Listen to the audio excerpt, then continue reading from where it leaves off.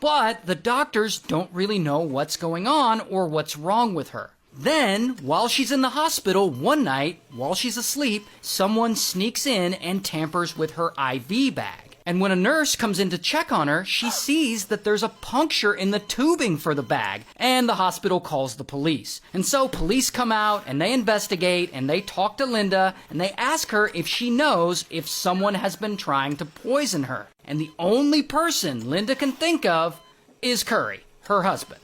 But unfortunately, before police can launch a proper investigation into all this, Linda is released from the hospital and she goes right back home to live with him again, because again, she still loves him so much. Shortly after that, sure enough, Linda starts getting sick again. She's dehydrated, she's vomiting, she can't eat. And so Curry, he takes her to the hospital again. It's a different hospital this time. I guess he doesn't want to raise suspicion. But then, while she's in this hospital, it happens again. One night, while she's asleep, someone sneaks in and tampers with her IV bag. Luckily, the hospital staff catches it this time, and they bar anyone else from entering the room unaccompanied. And so, eventually, Linda recovers and she goes back home to live with Curry. She still has no idea he's behind all this. Now, at this point, Curry realizes his plan isn't working. Adding small amounts of nicotine to Linda's salad dressings, it's not doing enough. It isn't unaliving her fast enough. And so, he and his big brain, they come up with a new plan to unalive Linda. And this time, it'll be as quickly as possible.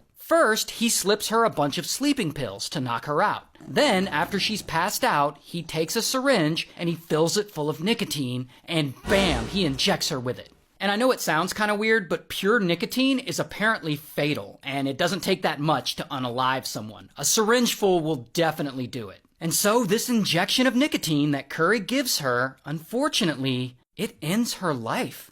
And so then, obviously, police get involved and they investigate the death and they have a toxicology report done. And the toxicology report shows that there's a lot of nicotine in her system. But I guess they don't investigate further because they don't have any evidence against anyone specifically. I actually don't really know why they don't investigate further. I just know they don't. Regardless, they eventually stop and the case goes cold. Meanwhile, Curry, he gets a fat paycheck. Remember how he took out that $1 million life insurance policy on Linda? Well, he ends up having to split it with Linda's sister, but still, he takes home over $400,000. So he's living good.